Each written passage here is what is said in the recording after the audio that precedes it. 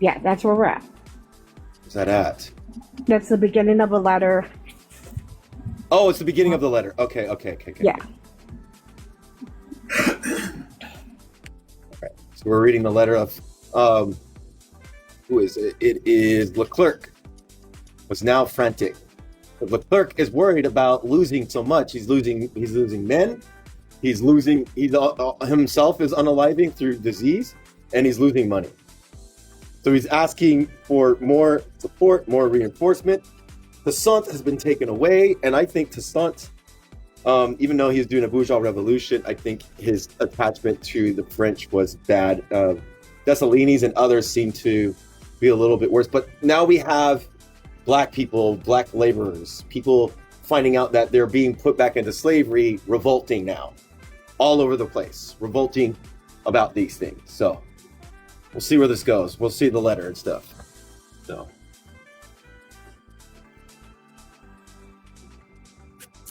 Yeah. I'm gonna reset my my internet real quick.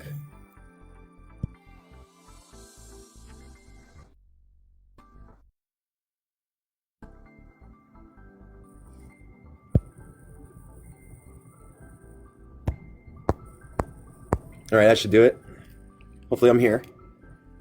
But like this book has proven that also that we should probably be studying other especially black revolts and indigenous revolts, because I think they're pertinent.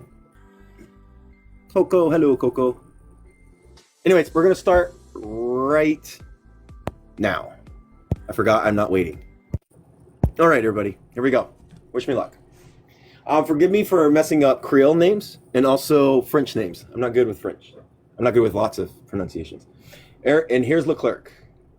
In the French government, if the French government wishes to preserve San Domingo, it must, citizen minister, on the receipt of my letter, give orders for 10,000 men to leave at once. They will arrive in Novosa. An order will be entirely established before the hot season. But if this malady is to last 3 months more, the government must renounce the colony. Although I have painted such a horrible situation, I ought to say that I am not without courage. Now remember, this Leclerc is a French general, so bad guy. For 4 months now, I exist merely by, oh my gosh, orderotness. Adroitness, thank you. Without having any real force, judge if you can fulfill the intentions of the government.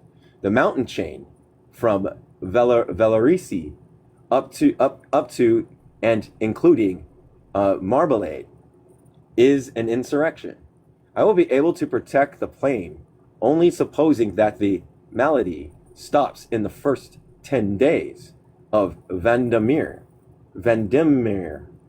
Since the 8th, oh my gosh, Fractor, it has assumed a new force. I lost 100 to 120 men a day. To hold these mountains, when I shall have taken them, I shall be obliged to destroy all provisions there and a great part of the laborers. I shall have to wage a war of extermination, and it will cost me many men. My great part of my colonial troops have deserted and passed over to the rebels. Let the government send me 10,000 men, independent of the reinforcement already promised to me. Let it send them at once by ship of the state and not by merchant vessels whose arrival is always slow. Let it send me 2 million francs in coin and not in paper, or let it prepare for a interminable cruel war in San Domingo, and perhaps the loss of the colony. It must be my duty to tell you the whole truth. Tell it to you. The newspaper of the slavery reestablished in Guadalupe has made me lose a great part of my influence on black people. Bear in mind also the question of my successors, for I am thinking seriously of quitting this country. I leave this to go back to my bed, where I'm hoping not to stay long. I wish you better health and more pleasant thoughts than mine, since I am in this misfortunate country. I have had a moment's peace. I have not had a moment's peace. My position becomes worse from day to day. I am in such a miserable plight that I have no idea when and how I will get out of it. I had believed up to the present that the ravages of the malady would stop in Vandermeer. I was wrong. The malady has again taken new strength, and the months of fractus cost me more than 4,000 deaths. I had believed from what the inhabitants told me that the malady would stop in Vandermeer. They tell me today that I may possibly last to the end of Bromir. Oh my gosh, already? I need a dog in here. I need my dog back. I need Rufus back. If that happens, and it continues with the same intensity, the colony will be lost. Every day, the party of the rebels grows larger and diminished by the loss of whites and the desertion of black people. Dessalines, who up to now had never thought of insurrection, think of it today. But I have his secret. He will not escape me. This is how I discover his thoughts. Not being strong enough to finish up with Dessalines, Maripes, and the others. I use one against the other. All three are ready to be party leaders. No one declares himself so long as he will have the others to fear. In consequence, he has begun to make reports against Christophe and Maripes, insinuating to me that their presence was harmful to the colony. I reiterate that I have told you San Domingo is lost to France if I have not received on the 16 novices 10,000 men who must all come at the same time. I have told you my opinion on the measures taken by General Jacobins in Guadalupe, Jacobins. I have painted my position in dark colors. This is what it really is, and that is the entire truth. Unfortunately, the conditions of the colonies is not known in France. We have there a false idea of black people, and that is why I send you an officer who knows the country and has fought in it. The colonialists and the men of business think that a decree of French government would be sufficient to restore slavery. I cannot say what measures I shall take. I do not know what I shall do. I reply in detail to your letter of the 19th Thermidor. General Toussaint, I do not lack evidence to bring him to trial if you wish to have recourse to what he did before the amnesty which I accorded him. For what happened after the period, I have nothing. In the present state of affairs, his judgment and execution will only embitter black people. The Portees shall continue to send to Corsica those whom I shall deport. Present positions. All my army is destroyed. Every day, black people leave me. The unfortunate decree of General Jacobins. Quote, General of color. This is a very delicate question, and if the 10,000 men had arrived, I would have no cause to speak to you about them anymore. That's the end of the letter. Taking a drink, sorry. But the black generals clung to the French. This is back to the text. And it was not that Christophe, for instance, trusted Leclerc. Christophe was so nervous that he maintained communications with some of the very insurgents he was hunting down. As the inevitable forced itself upon him, he took refuge in openly defying Leclerc. One night, invited to dinner, he would not go until he had his own soldiers placed so as to be able to come to his rescue. A white officer filled his glass over and over again. In a sudden rage, Christophe turned to him, quote, you puny little white. If I had drunk the wine you poured out for me, I would have wanted to drink your blood and the blood of your general too, end quote. There was a consternation at the table. Leclerc accused Christophe of treason and called the officers of his guard. Unless to call them, said Christophe, mine are under arms, and with a single word I can make you prisoner. I remain subject to you, as I was to Toussaint. Had he said to me, quote, hurl this island into the sea, I would have done my best. This is the way I obey or command. He condemned Leclerc for his treachery to Toussaint.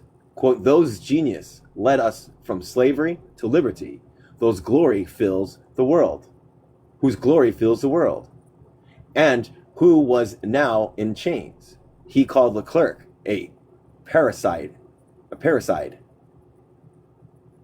Quote, it is a crime, doubtless, that the Consul wish to reward in giving you the government of San Domingo. Leclerc, impotent, sat and took it, but that did not help the masses.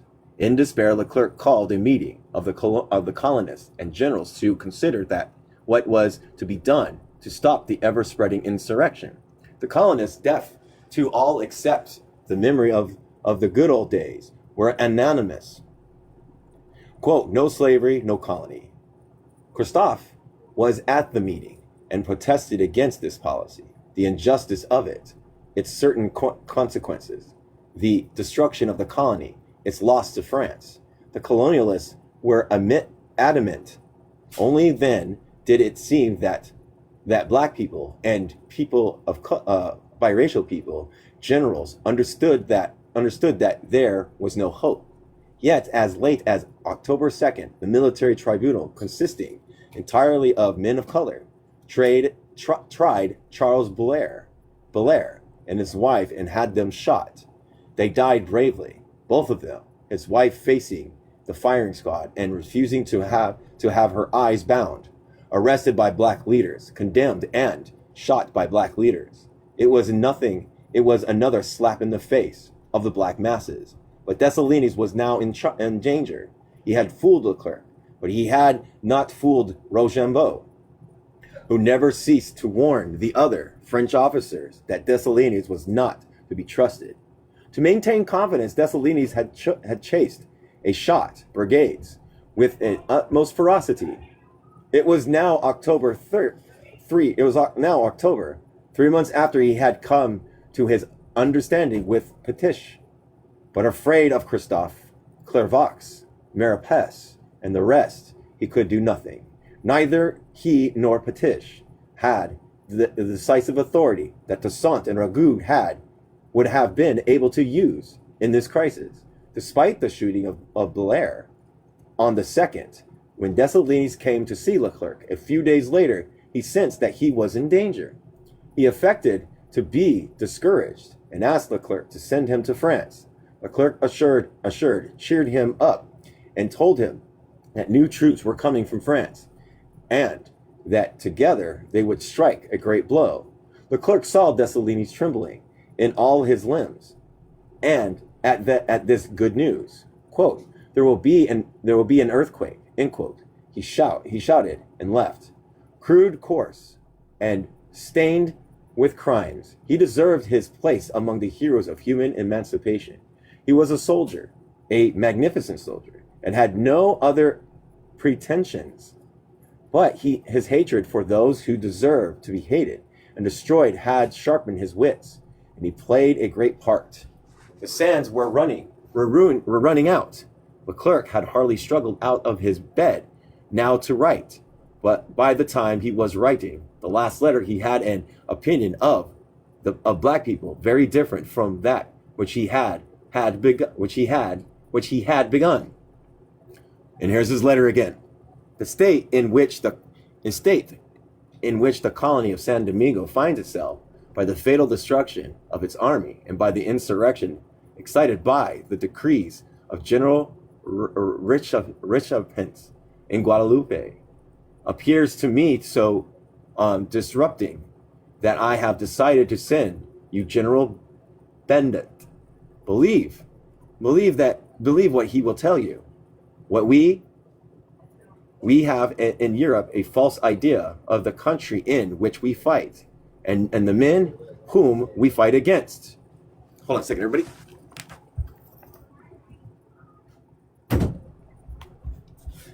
Okay.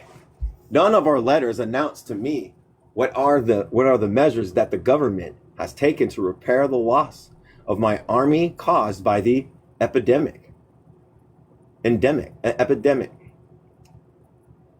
which continues to ravage. However, since the month of Pharrell, my dispatches have continually informed you of the ravages which it has caused.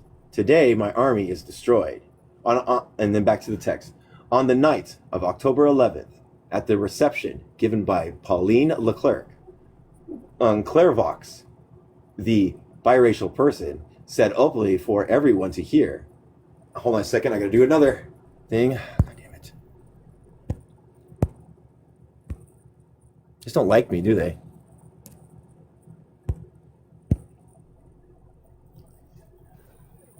Said openly to everyone to hear, quote, I have always been free. Only new circumstances have enabled me to be elevated, to elevate my reviled color.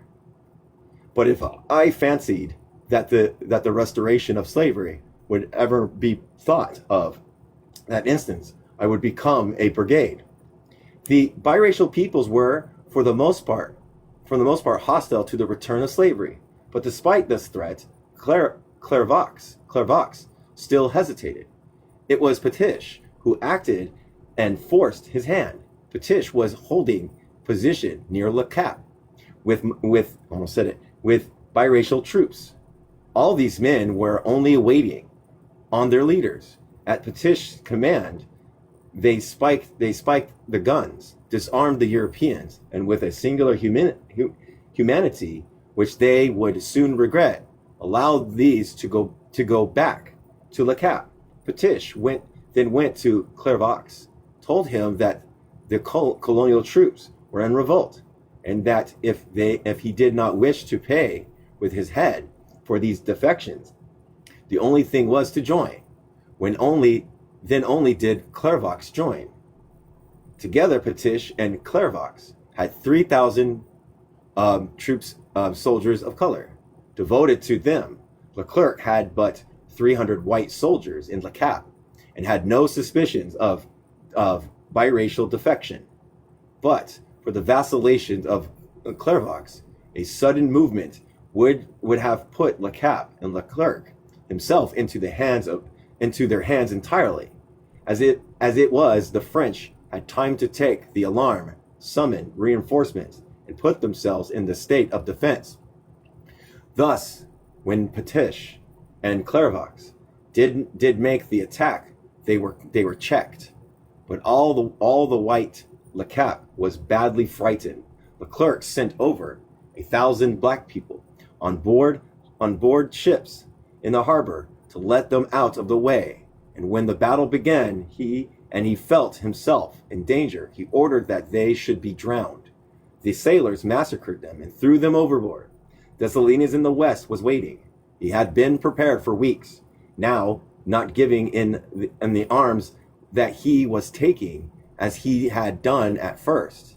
As soon as he learned that Petish and Clairvaux had started, he left Gonaves and set out for Petit Reverie, giving the word to his supporters to be ready to raise the laborers at a given signal. The priest of Petit Reverie invited him to breakfast, and he went. Not knowing that word had already come for his arrest, and that he was to be taken at the presbytery. Madame Pejant, the cure servant, a biracial person, laid the table and then brought Dessalines a bowl of water in which to wash his hands. Looking hard into his eyes, she pressed her elbows into her sides, and then moved them backwards, a sign that he was going to be bound. Already the soldiers were surrounding the house. Dessalines bolted from the door. The curé called to him. He replied that he had to perform some military duty. He sprang on his horse, and followed by his guards, he rode off towards Artabanti, firing 3 pistol shots in the air, and crying out, "To arms! To arms!" It had been a near thing. Christophe still hesitated for a day or two, but on October 14th, he joined Petiche and Clairvaux at last. The biracial peoples in the South. The reason why I'm saying biracial peoples is because they use the M words to describe them. So I'm not using the M word. Okay. Where was I at? There we go. The biracial peoples in the South still stuck to the French, but the North and the West, the masses now had training soldiers and leaders. Leclerc, through illness and bitterness, never wrote his news to his brother-in-law or the minister. He sent to beg Christophe to come back, promising him honors and riches. Christophe replied that he was rich and honored enough in possessing liberty himself and in securing the liberty of his color. On the night of November 2nd, Leclerc died. But before he died, he knew that he had failed and that Saint Domingo was lost to France. Of 34,000 French soldiers who had landed, 24,000 were dead, 8,000 were in hospital, and 2,000 exhausted men remained. Thousands of brave black soldiers were dead for no other crime than that of refusing to be slaves once more. The colony was devastated, and black people and whites were murdering each other with a growing ferocity in what was called a race war. But those origins was not in their different colors, but in the greed of the French bourgeoisie. Leclerc knew that whatever reinforcements were sent, all was over. Before he died, he confessed his grief over the enterprise undertaken on men and by men worthy of a better fate, on the account of the services they had rendered and still would have been able to render to France. We owe him no thanks for the admission. It did not in any way mitigate the blood that would yet be shed and the suffering still to be borne before the people of San Domingo freed themselves from the abomination of murder, greed, cruelty, sadism, inhumanity, let loose upon them by Napoleon and his government in the name of the superior civilization. And here's a quote. Unfortunately, the conditions of the colonies is not known in France. We have there a false idea of black people, of black people. We have in Europe a false idea of the country in which we fight and men whom we fight against. End quote. There, the ex-slaves of San Domingo Revolution established their affinity with the population of revolutionary France. Between 1789 and Waterloo in 1815, the people of France staggered Europe and the world with the colossal scope of their achievements in the war and in peace. No one had previously conceived that so much power was hidden in a people. Hilaire Bullock has perhaps expressed it best when he said that after August 1792, the reactionary class of Europe armed against the new monster and set themselves 2 tasks: to reach Paris and to destroy democracy. The first task, he continues, took them 22 years. On the second, they were still engaged. We see the same in San Domingo. Population had been transformed.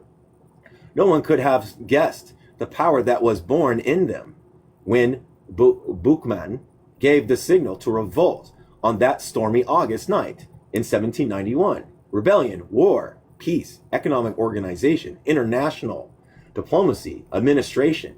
They had shown their capacity. Now the new nation was to undergo its final test.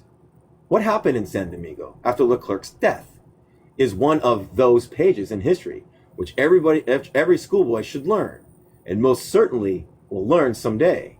The national struggle against Bonaparte in Spain, the burning of Moscow by the Russians, that fills the histories of the period were anticipated and excelled by black people and biracial people of the island of San Domingo. The records are there for self-sacrifice and heroism. The men, women, and children who drove out the French stand second to no fighters for independence in any place or time. And the reason was simple. They had seen at last that without independence, they could not maintain their liberty. Liberty was far more concrete for former slaves than the elusive forms of political democracy in France.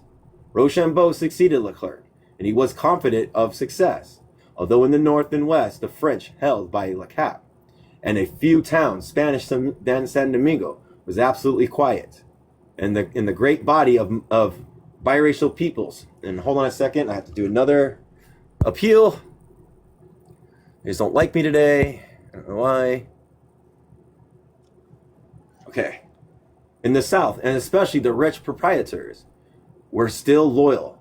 Rochambeau setting up for Le Cap to take command, left Black Lamplum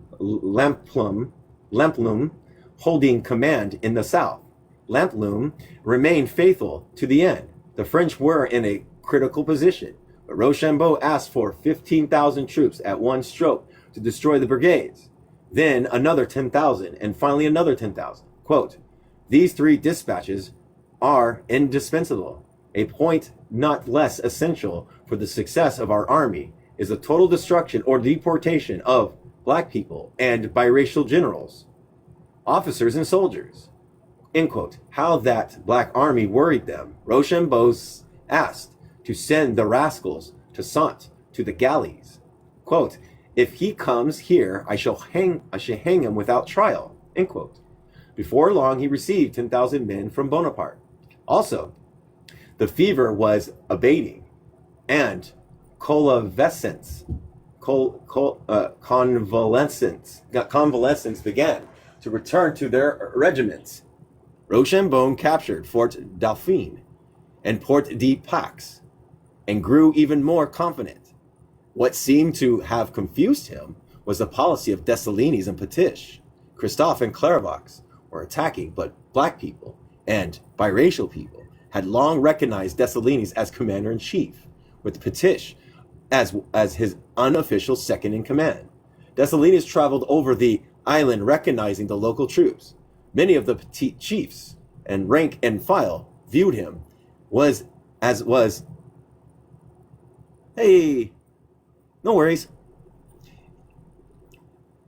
File viewed him.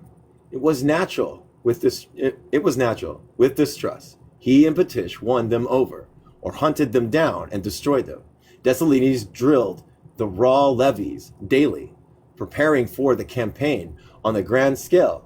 In the middle of January, Rochambeau asked for an authorization to restore slavery at once. Leclerc had not even dared to confide Bonaparte's authorization to him. So utterly opposed were the sentiments of even post-revolutionary France to the reactionary savagery of the maritime bourgeoisie. So they're talking about the bourgeoisie.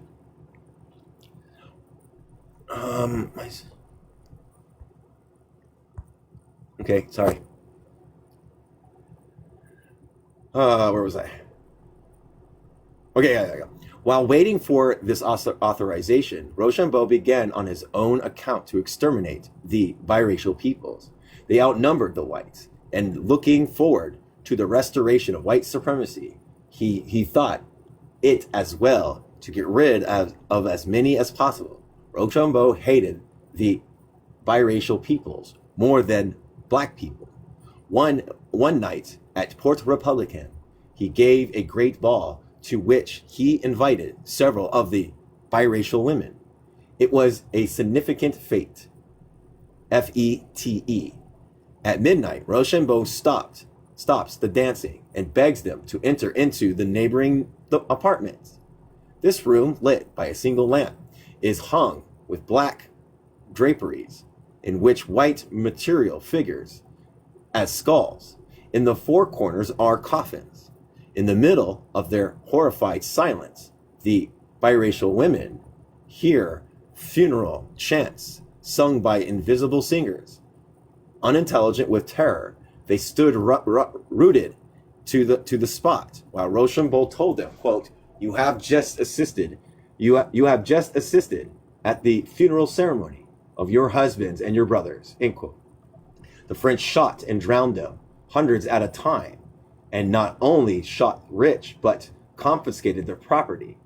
By early March, the biracial people south was in full insurrection, but the Spaniards in the west and Lemplum still stuck to the French. Rochambeau received in all 20,000 men after Leclerc's death, but by now Dessalines was ready. We cannot describe the war in detail. It was a war not so much of armies as of people. It was as November 4th. Here we go. Carvesiu, who had served a long time under Toussaint, was confident that the French could still count on the, quote, free black people and proprietors as much as on the whites. But he counted without Rochambeau's oh my gosh, what's this word? Precipitance. Yeah. 1 week later, his tone had changed. This is no longer a war. It is a fight of tigers.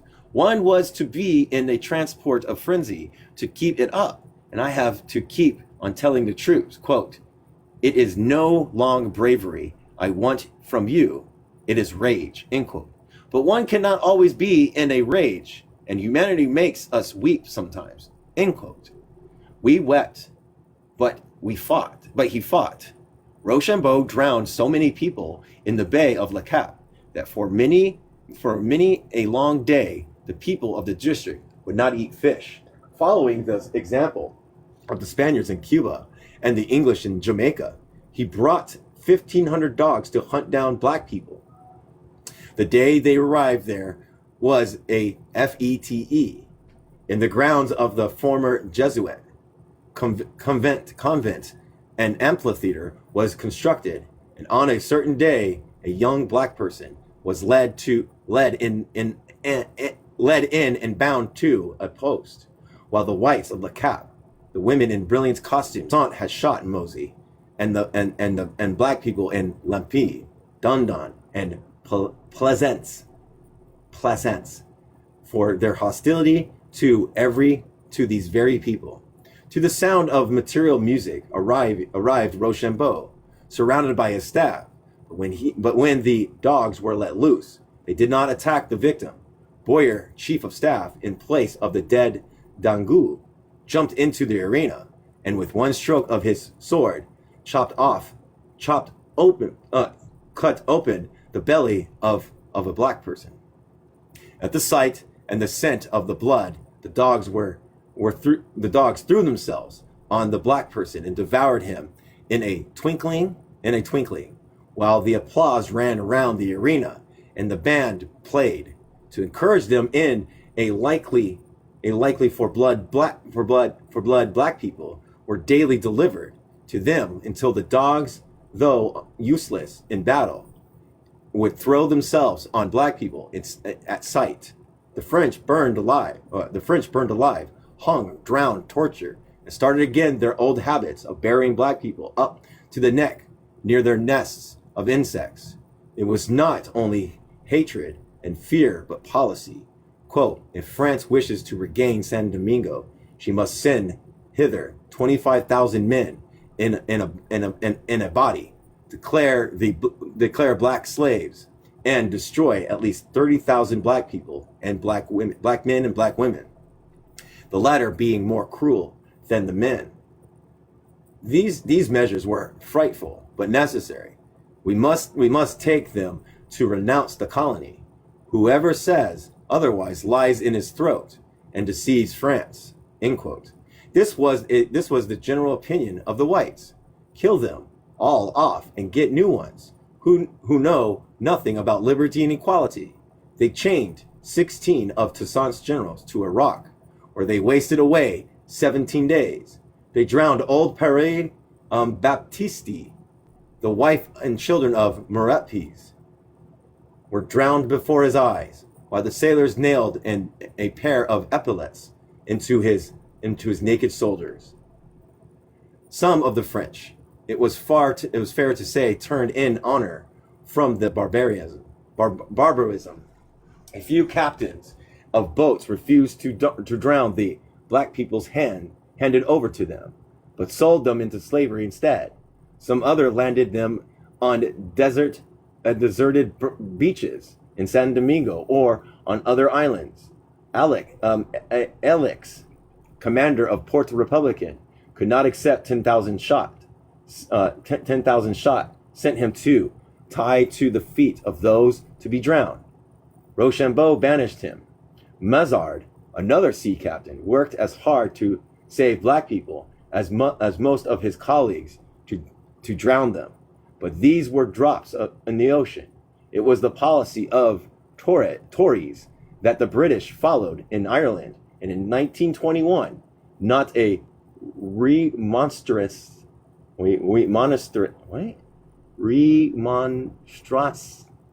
I can't say this word. I'm gonna look it up. Okay. Unless you can say it. I'm not sure.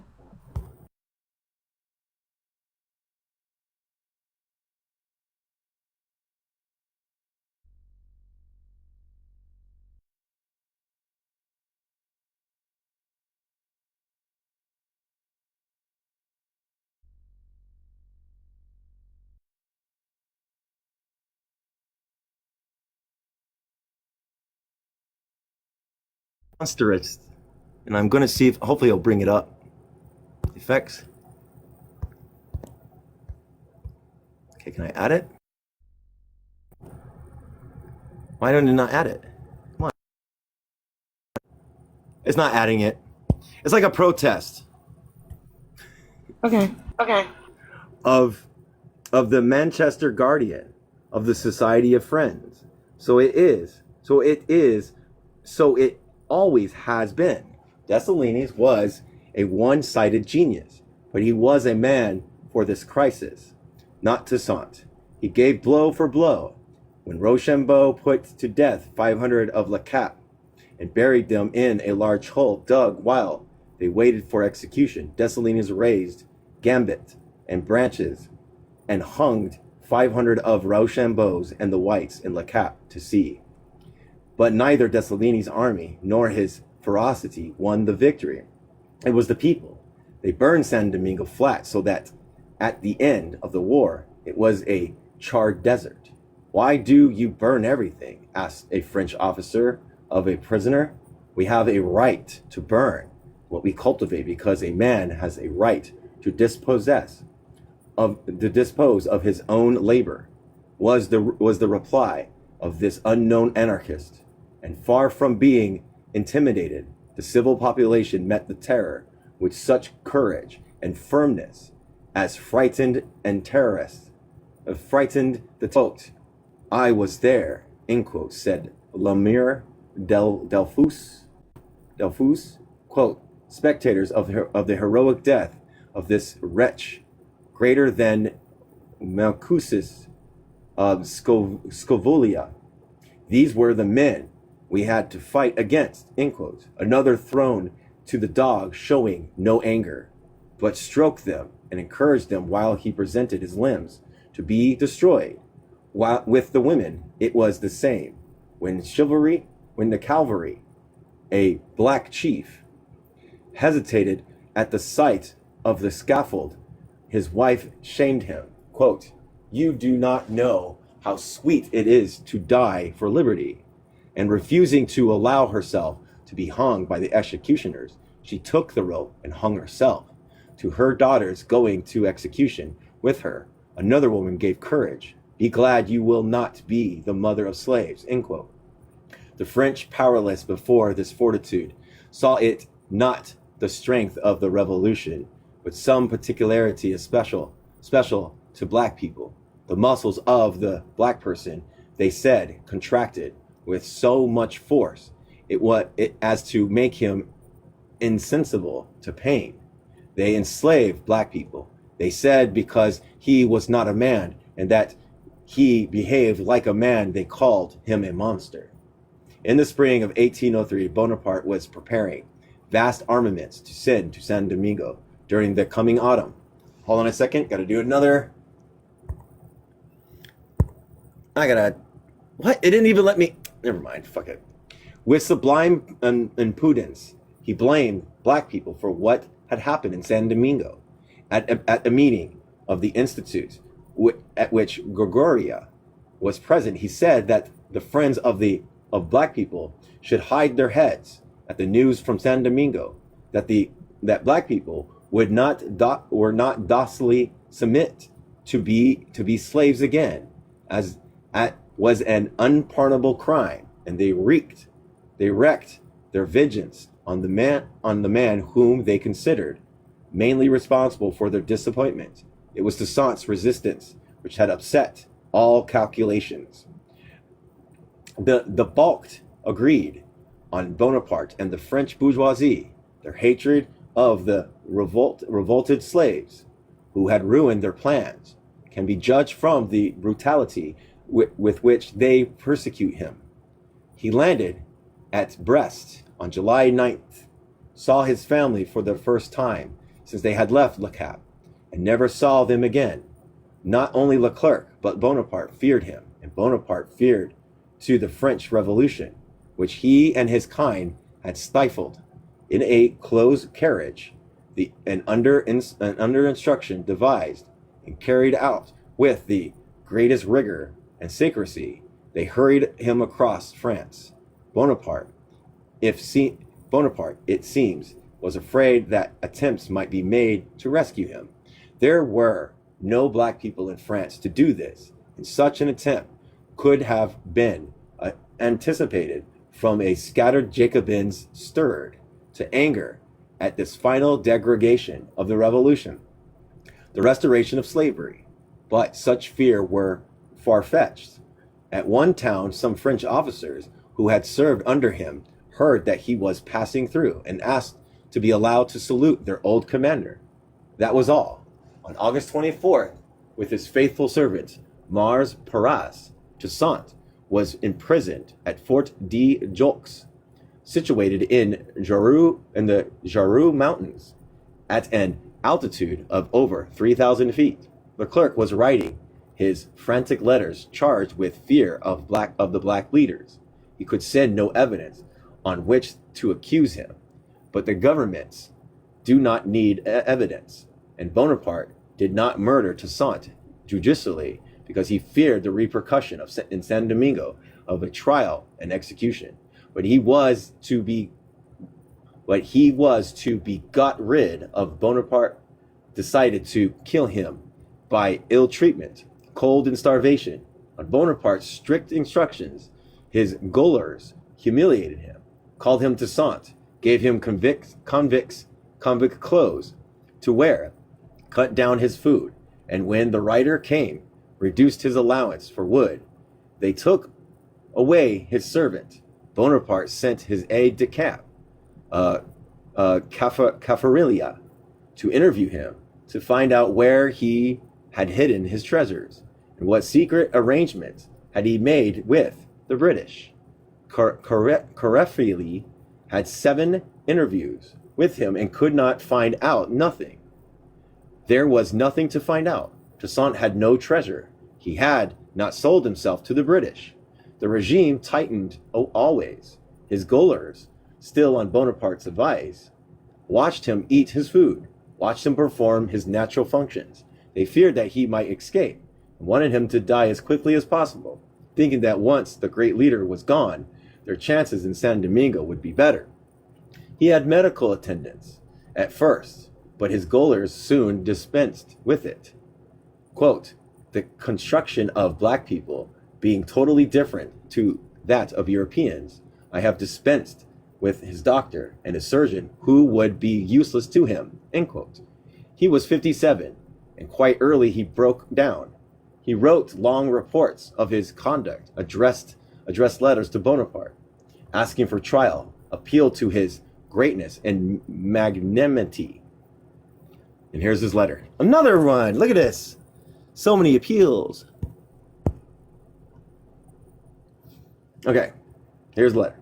I have had the misfortune of incur your anger, but as to fidelity and probity, I am strong in my conscience, and I dare to say with truth that among all the servants of the state none are more honest than I. I was one of your soldiers, and the first servant of the Republic in San Domingo. I am today wretched, ruined, dishonored, a victim of my own services. Let your sensibility be touched at my position. You are too great in feeling and too just not to pronounce on my destiny. And the quote.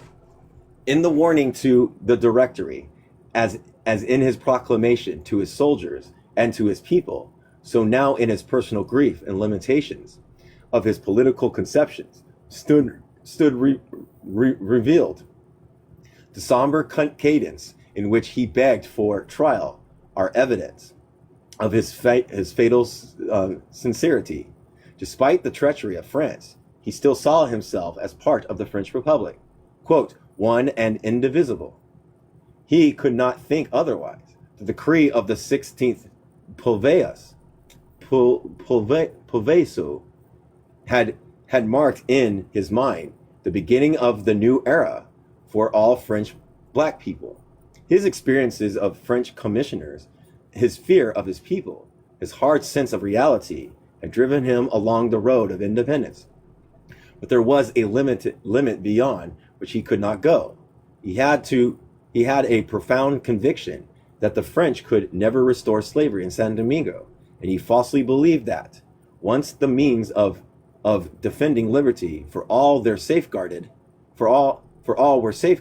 no sacrifice was too great to make the French see reason. That is why his chief concern in prison was the fate of his wife and children. About the future of San Domingo, he maintained an unshakable silence. His words to the captain were stepping on the boat were the last he ever said on that subject. The maintenance of liberty for all had been his life's work, and the words of the silence afterwards were certainly intentional. Shivering with cold, he was spending his first winters in a cell inadequately warmed, where the walls ran with moisture. His iron frame, which was withstood the privations and fatigues of 10 incredible years, now huddled before the logs measured out by the orders of Bonaparte. The hitherto unsleeping intellect collapsed periodically into long hours of coma. Before the spring, he was dying. On one April morning, he was found dead in his chair. There is no drama like the drama of history. Toussaint died on April 7th, 1803, and Bonaparte must have thought that half the battle against San Domingo was now won. But Toussaint's last hours, his comrades in arms, ignorant to his fate, were drafting the Declaration of Independence. For some months after November 1802, the National Army still carried the French flag, and in December, a rumor had spread among the French that black people and biracial people were not fighting for independence because they still carried the French colors. To the end, this Dessalines summoned a conference at Archier. From the red, white, and blue of the tricolor, the white was removed, and instead, the initials RF, République Française, Liberty or Death, was inscribed. A new flag was unfurled on May 18th. On that very day, some officers from the south hastened back to their commands, were in danger of being captured by French cruisers. Rather than surrendering, Laporte, the senior officer, ordered the boat to be sunk and drew a pistol on himself, while the crew disappeared below the waves, shouting, "Long live independence!" A few weeks after the Archei conference, San Domingo learned that the war between Britain and France had begun again. Rochambeau was cut off by the British fleet.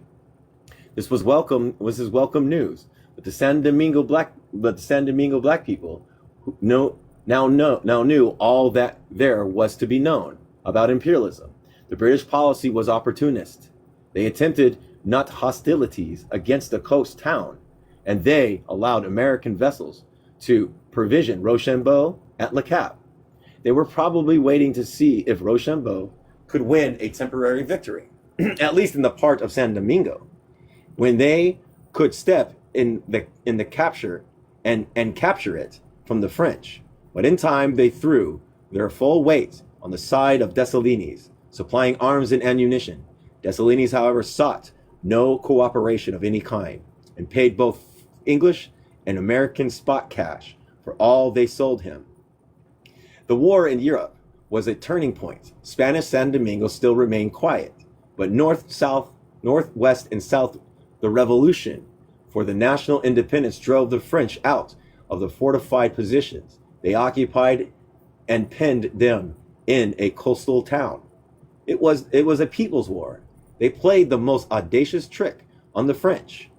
One night, Lacroix wished to make a reconnaissance. He heard at a musket's distance a low voice saying, quote, "Platoon halt, to the right dress." This was repeated 20 times along the extending line, so he heard commands in Creole from several chiefs not to disappear nor to smoke. The French made their disposition and waited all night for the sudden attack. When the day came, they found that they had been the dupe of about 100 laborers. Quote, "These ruses, if one paid too much attention to them, destroyed one's morale. If they were neglected, they could lend to surprise." End quote. Not only on the land, but on the sea, black people and biracial people took an irresistible offensive. Building light boats, they skimmed over the rivers and around the coast, attacking ships, massacring the prisoners, carrying out plunder. The French were helpless against them. Black people ran their boats on shore, hid them, and carried on guerrilla warfare against the French soldiers, then disappeared to sail quickly down the river and appear unexpectedly at sea. They captured 2 vessels, one from Nantes and one from Havre, which had escaped the blockade, and slaughtered all on board. The French, facing annihilation, defending themselves with desperate valor, but under the pressure of the attack and the blockade, a division broke out between the army and the local whites. Rochambeau, without money, levied heavy subventions on them, and the local whites rebelled. They had been willing to live under Toussaint, though some of them wished Leclerc had not come. Being white, they had joined Leclerc's army and grasped eagerly at the chance of reassert white domination. But now that they saw their plantations destroyed, San Domingo in ruins, their lives in danger, and their possessions confiscated, they turned to Rochambeau and reproached him, some being anxious not only for peace with black people. The struggle became hopeless for the French, hopeless in their own internal division, hopeless in the number against them, and the spirit which moved in the Black Army. The accounts must be read in the histories of Haiti and the memoirs of the French officers who served. On November 16th, black people and biracial people concentrated for the last attack on Le Cap and the strongly fortified posts surrounding it. Clairvaux, the biracial person, was in command, and with him was Compois, Death, and black officers, so called on accounts of his bravery. From early morning, the National Army attacked. In the afternoon, under a crossfire of musketry and artillery, Campois led the assault on the blockhouses of Brady and Chaplin, shouting, quote, "Forward, forward!" The French were strongly entrenched and drove off black people again and again, only to see them return to attack with undiminished ardor. Jesus Christ, another one. They just don't like me today. The bullets knocked over Campois' horse. Boiling with rage, he scrambled up and making a gesture of contempt with his sword, he continued to advance. Forward, forward! The French, who had fought on so many fields, had never seen fighting like this. From all sides came a storm of shouts. Bravo, bravo! Delafus, who believed in slavery, wrote his memoirs, quote, but what men these black people are, how they fight, and how they die. One has to make war against them to know their reckless courage in braving danger when they had no longer have recourse to stratagem. I have seen a solid column torn by great shots from 4 pieces of cannon advance without making a retrograde step. The more they fell, the greater seemed to be the courage of the rest. They advanced singing, for black people sings everything, make songs of everything, on everything. Their song was a song of brave men. It went as followed. To the attack, Grenadier. Who gets killed, that's his affair. Forget your mom, forget your pa.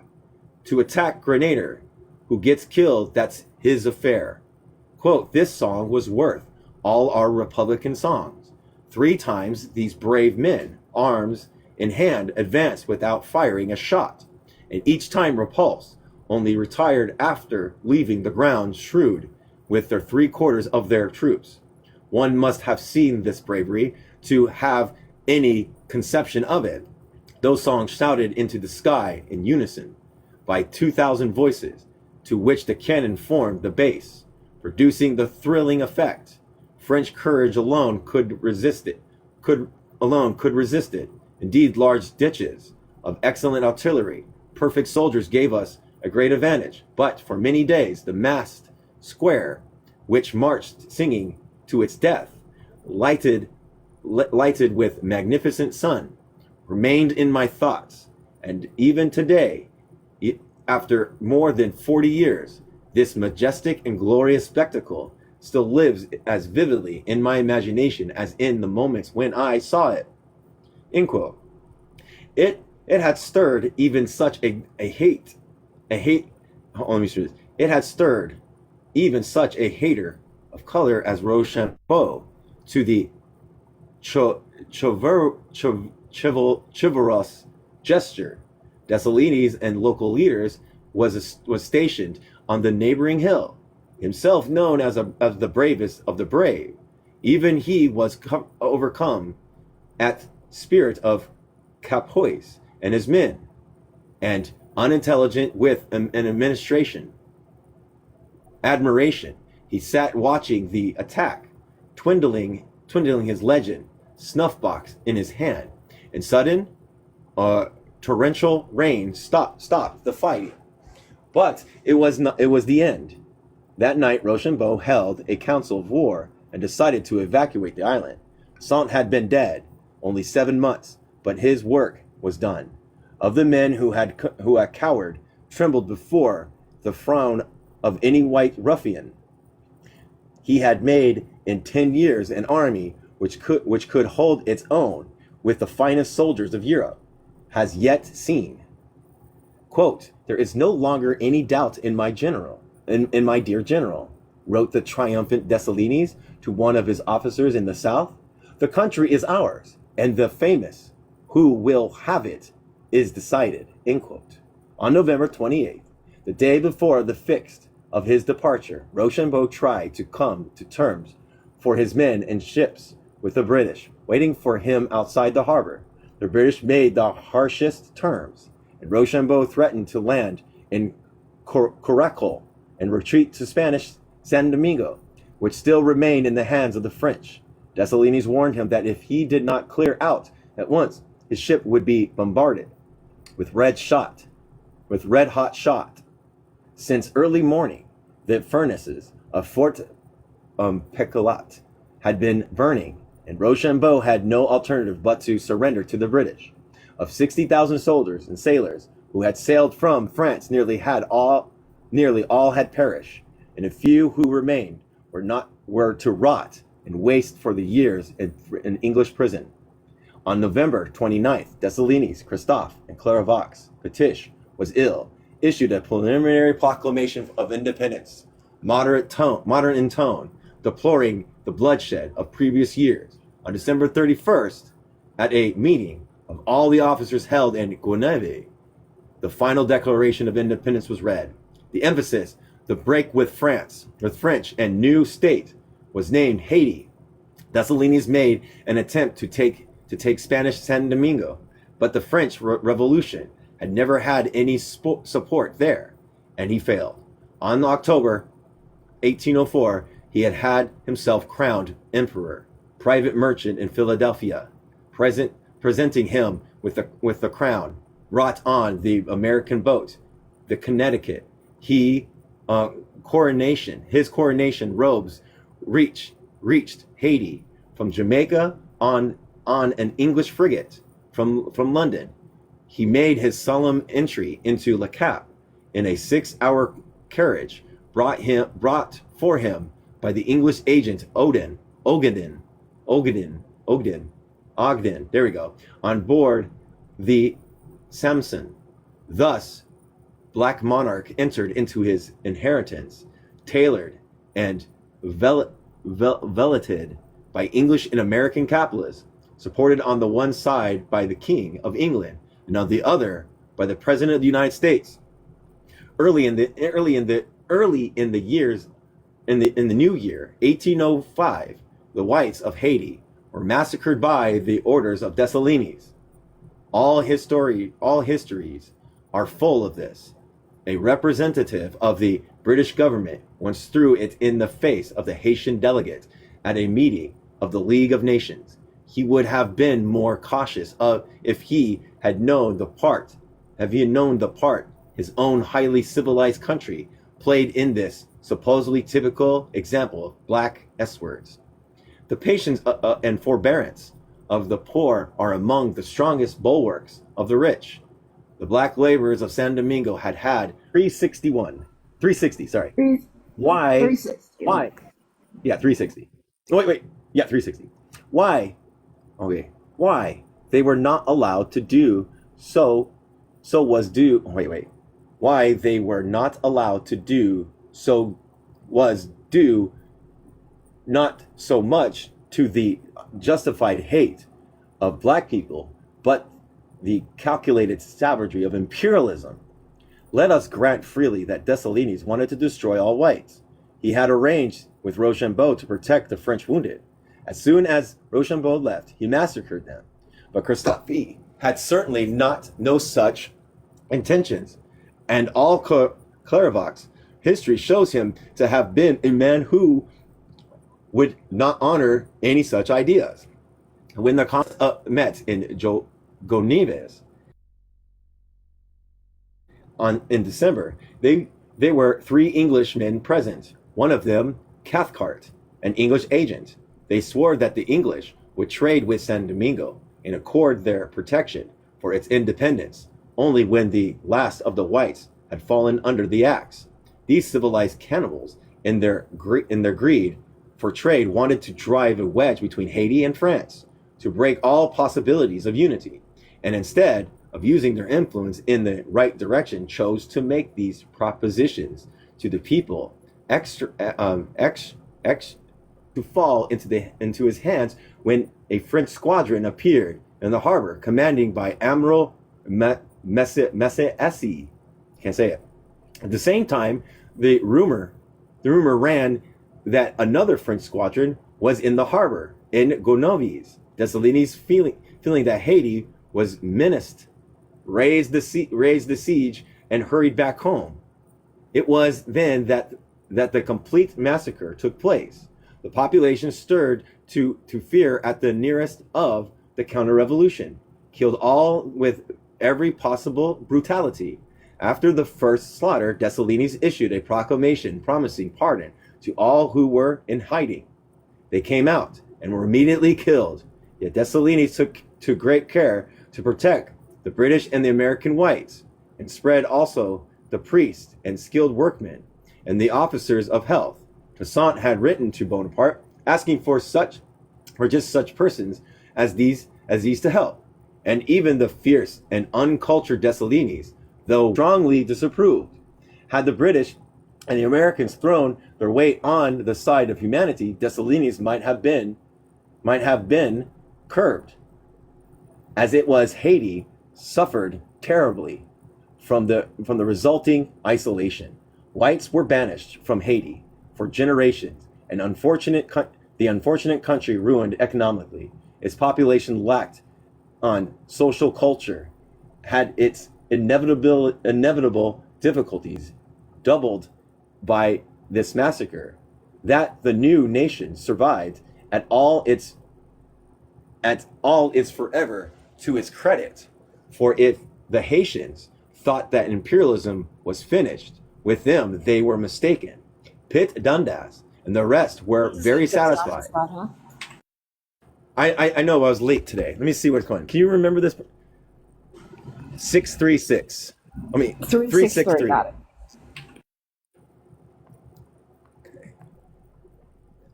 I think I can finish this chapter. Okay. Yeah. Okay, what was it? 363? 363, and I'm AFK for a minute. Okay, we're going to finish this book, I think. Pitt and Dundas and the rest were very satisfied. The wonderful colony of San Domingo was no longer a rival. Having failed to get it from themselves, they turned their minds definitely away from the West Caribbeans. But France wanted the colony back. Only the war with England and the destruction at Trafalgar of the French fleet, weakened by the loss of all the sailors in San Domingo, preventing another expedition. The French bourgeoisie bided its time.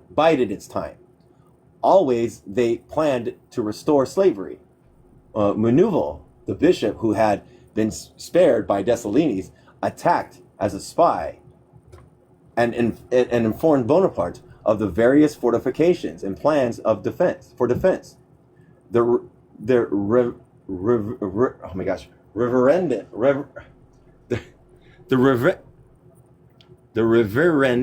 reverend gentleman, depreciating that, quote, his fear was not the military art, modestly submitted to Napoleon at an actual plan of campaign.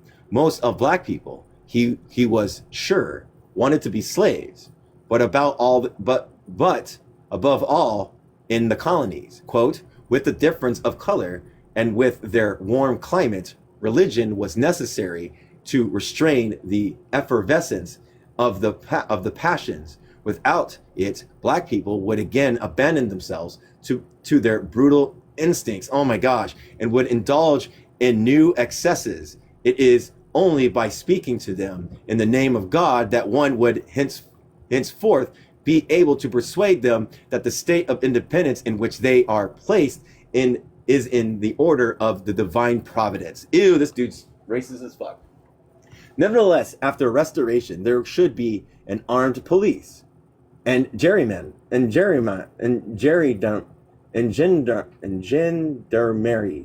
mobile columns patrolling all points, light boats constantly cruising in the harbors. Religion, it seemed, was not enough. How to make these future slaves accept slavery? Another gentleman proposed that they should be taught to read, but not to write. Thus they could read their prayers and improving books in which they would learn of the cruelties practices by the Spaniards and the English and the indigenous people. They used the word, they used the color Particularly, he wanted to put in how the English invited the indigenous to celebrate a treaty of alliance and poisoned them in rum. Yet another proposal suggests that the expedition should, quote, not only draw forth into activity the dormant and stagnant capital of individuals in France itself, but also attract moneyed men in other countries. End quote. This proposal came from England or America, or it was written in English. The rulers of Haiti were to be petitioned, poisoned, pensioned, and pardoned. Okay. Those who knew San Domingo, however, knew that there would never be any more Sears as an imperialist in the colonies. Finally, those black Haitian laborers and biracial people have given us an example to study. Despite the temporary reaction of fascism, the prevailing standards of human liberty and equality are infinitely more advanced and more profound than those current in 1789. Judged relatively by these standards, the millions of black people in Africa and the few of them who are educated are as much pariahs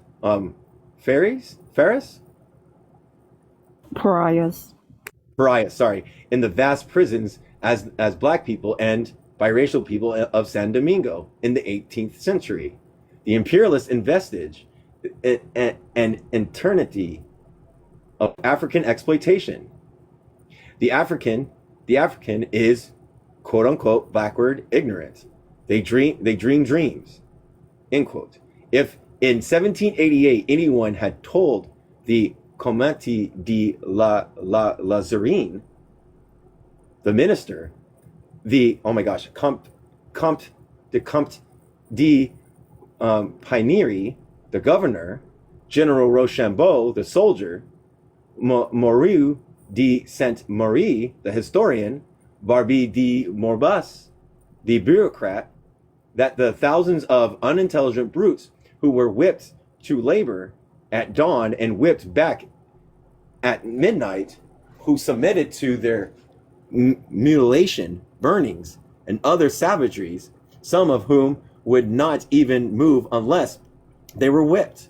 If these fine gentlemen had been told that in 3 years, black people would shake off their chains and face extermination rather than put them on again, they would have thought the speaker mad. While if today one were to suggest to any white colonial I think it's today, but that word's another hard one. Let's find out. An appeal written by some obscured Rhodesian black person in whom burns the fire that burnt in Toussaint's overture. Quote, listen to this, all of you who live are all of the Kana, Nkana, Africans, women, men and women. I am glad. G. Loveway, end quote.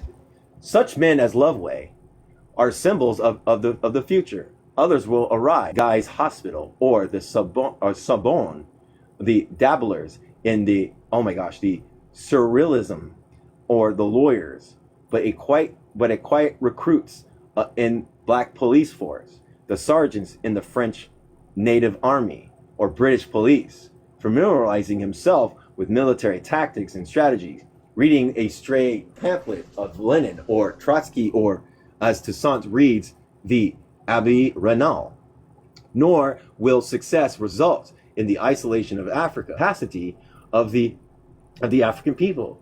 The African faces a long and difficult road, and he will need guidance, but he will tread it fast because he will walk upright. The end. Make sure.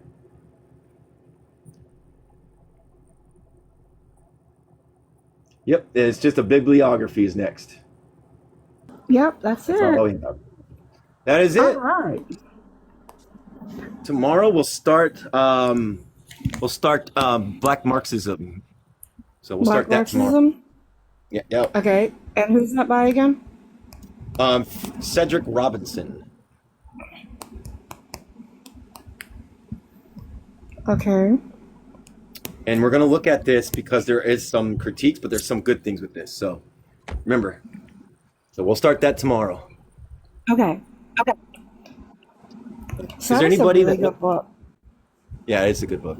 Does anybody want to come up and talk about it? What do you got to say? People that are changing. Like I like how it mentioned that. Yeah, yeah. Also, want to make sure.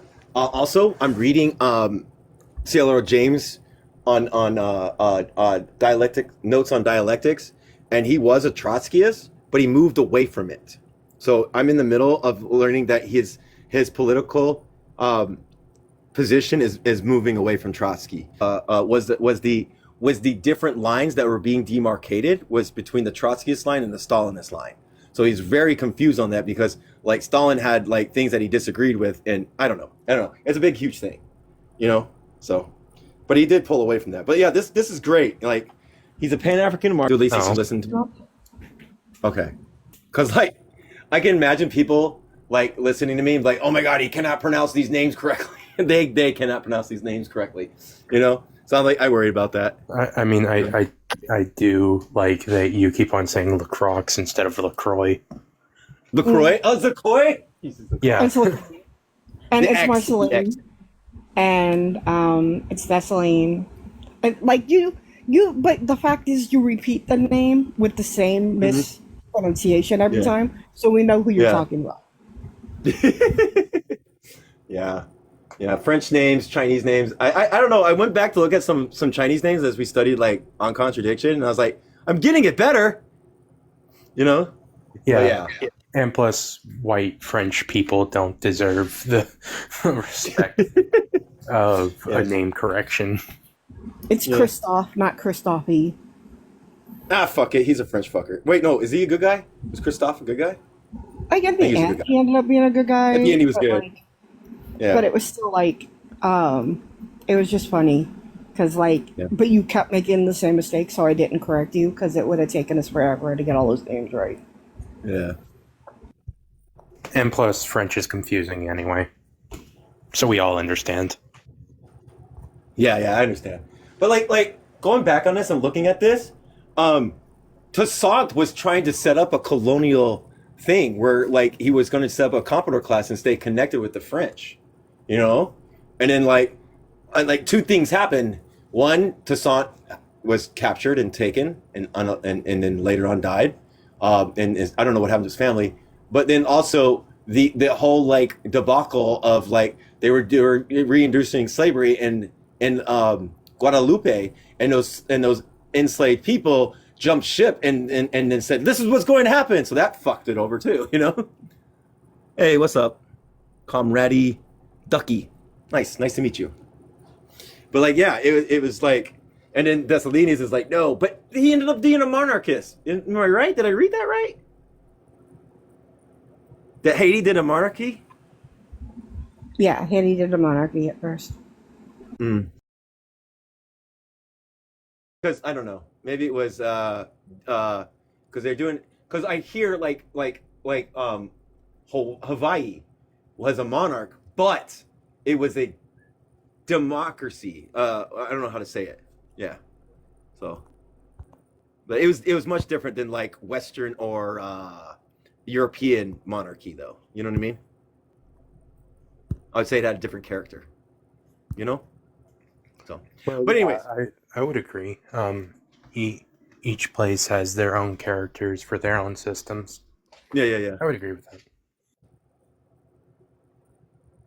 Yes, exactly. Thank you. The Jacobins did remove the monarchy. Yeah. Because like at the same time this is happening, the French Revolution they're doing their bourgeoisie revolution too, and I think that's why Toussaint was so like not pressured but so influenced because of the democratic revolution in a sense. You know what I mean? So I can understand that. So he was decided just to follow suit with that. You know, so that was pretty cool. I understand that. I can understand that condition. You know what I mean? So. But anyways, I'm going to close it off unless anybody has anything else to say before I close it. Yes. Can I join? Hold on. the baby has already gone to bed, so make sure you're quiet as you move to the house. Someone wants to join. Well, we just finished, Conrad Ducky. We're going to start our new book tomorrow night, which is Black Marxism. We just finished this book. Yeah, and I'm kind of over it, and I want to go elevate myself. But hey, can I follow you, Conrad Ducky? I'll follow you. We can have questions. When I do lives, you can come up and have questions. All right, then. Yeah, thank you. We'd like to hear more of your... Yeah, we would like to, but I kind of like... I need to take a break. Yes, thank you. All right, everybody. Talk to you later. Love you, bye. Love, take care.